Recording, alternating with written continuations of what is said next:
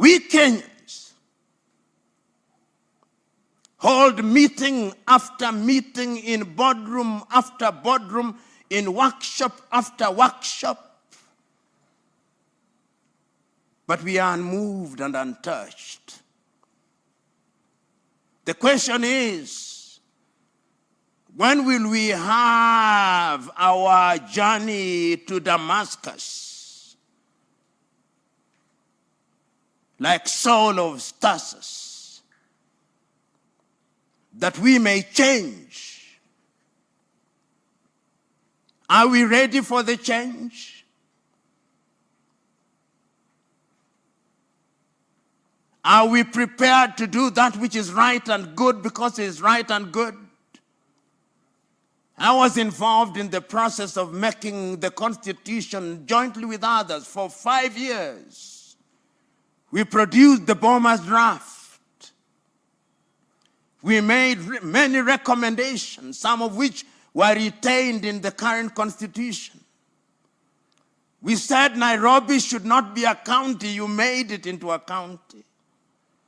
We said we should have no more than 18 counties. Between 14 and 18, you created 47 of devolved units, each of which a governor thinks he or she is running a country. The United States of America has only 50 states with a GDP of 23 trillion United States dollars. Nigeria has only 37 states. India, 37. China, 30 provinces. South Africa, 9 provinces. We have 47 counties with 47 governors, 47 deputy governors, 47 speakers, 47 deputy speakers. And you tell me that we are going to grow? When a county raises 400 million in a year and consumes 2 billion in a year,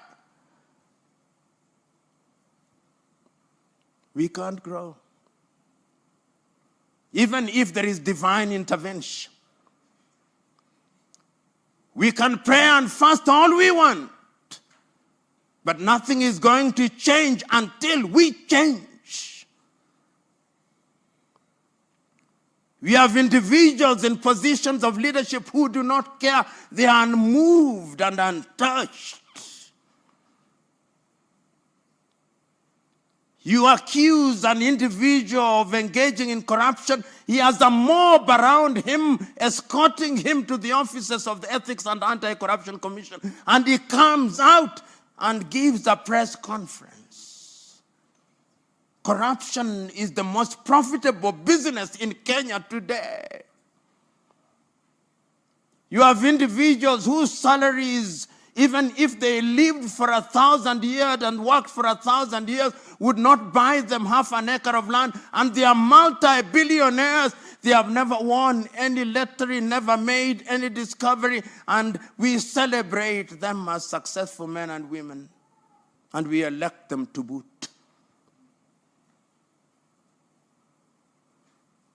As Dr. Waindi said, I grew up partly in Maringo, partly in Jericho, partly in Eastleigh, partly in my rural home in Usenge, in Imbo, in Siaya County. When I was sick, you would go to the dispensary and you would find medication. Today, unless you are suicidal, you don't visit any of those outfits.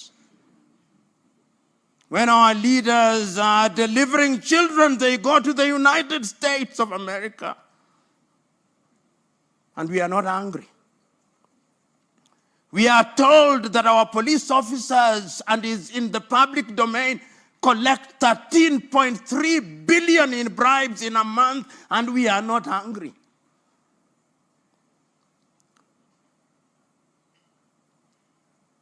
Young Kenyans, the task is yours. Choose you now.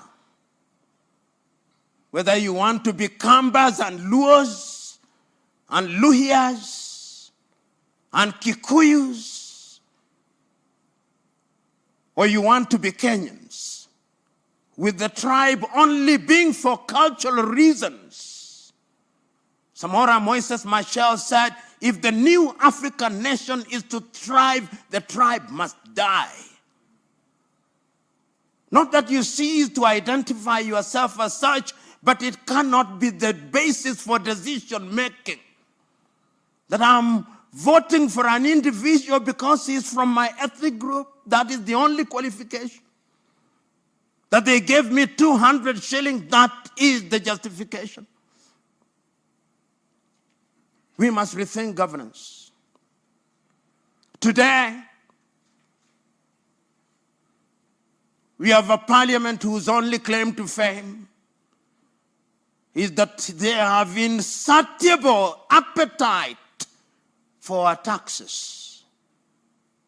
Our parliamentarians relative to our GDP are the best paid in the world. In the world. They want CDF, not because they want to serve us. Ask each one of them how many companies they have formed, where their drivers and brothers and sisters and house helps are the directors. Ask them. Ask them whether they do not trade with the counties and with the constituencies that they run. Ask the MCA whether that is not true. Ask them how they become multi-millionaires within 2 years of joining public office. Ask them.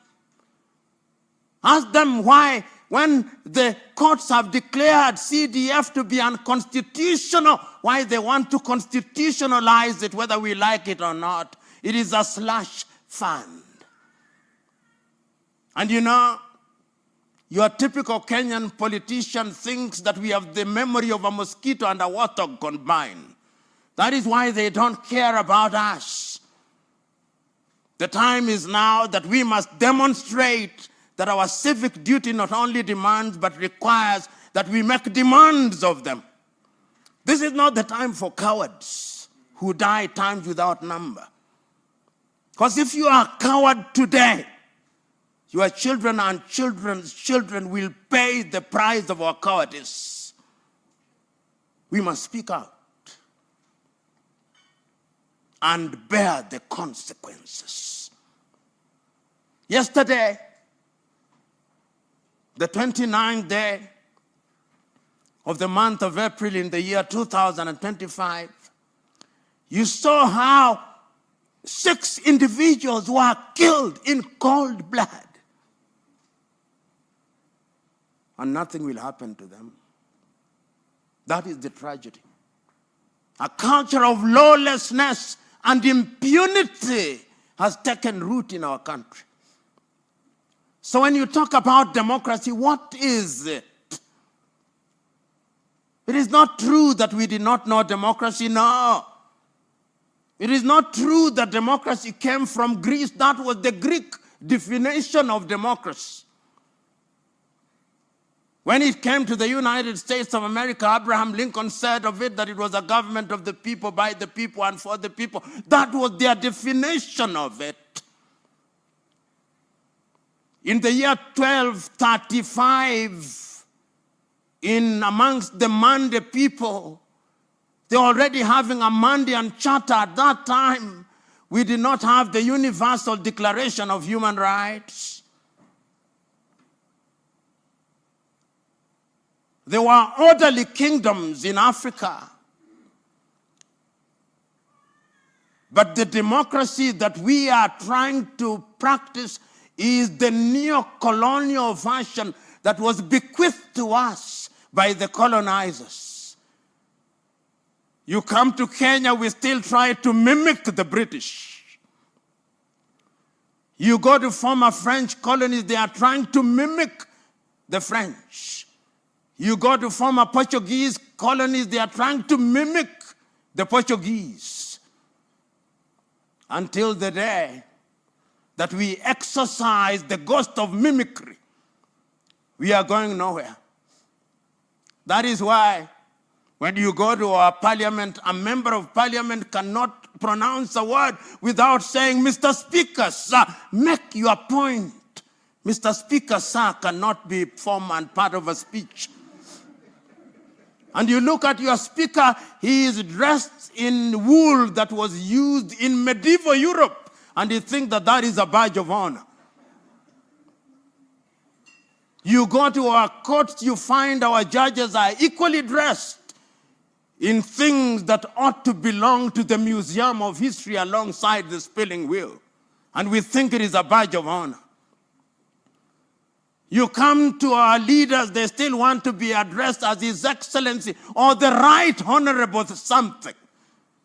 Titles that were used in medieval Europe. We must change. And we are only going to change when you, the young generation, my friend Habib, in Kariobangi, and I know that area well. We work there even as I speak.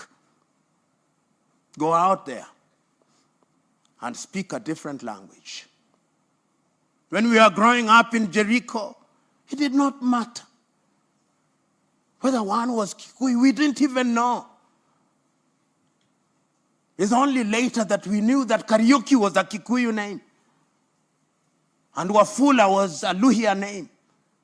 Today, you see the government advertising a post and they put there John Lukoye, Luhya. John Joroge, Kikuyu. Go out there in Kariobangi and change minds. Those of you who are from Kibera and Katwekera, go out there and change minds. The Greeks divided their population, as you famously know, into 3 categories. Idiots. Idiots are individuals who may have gone to school. They have degrees, PhD, they are professors, but they are idiots. They do not make demands of their representatives. When there are potholes on the road, they buy 4-wheel drive cars. When there is insecurity, they hire security firms. Gardawald from Canada, Fargo from the United States, 4GS from the United Kingdom. Those are idiots. They think that they are immune. They are cast to their countries. Then there are tribalists who think that their security and safety lies with their tribesmen. Wenu ni wenu, they say kwa Kiswahili. Wanasema yours is yours. Mokamba kevindio. Oduadu. Modo wa nyuba. Those are tribalists. Shenu ne shenu murembe. Those are tribalists and they are a danger to our country. The third category are citizens.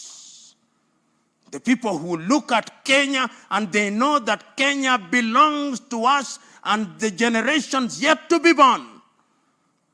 And they want good roads. They want good schools where you do not know whether you are in CBC or CBE. You never know what we are doing. They want security. They want opportunities for our young men and women. They don't want our young men and women to be exported to Myanmar, to be exported to the Arab world in modern day slavery. Those are citizens. Today, I'm urging you to be citizens of the Republic of Kenya. Because when you are citizens of the Republic of Kenya, you will be good citizens of Africa, East Africa, and good citizens of the continent of Africa, and good citizens of the world. So go out there and do that which is good and right, in the knowledge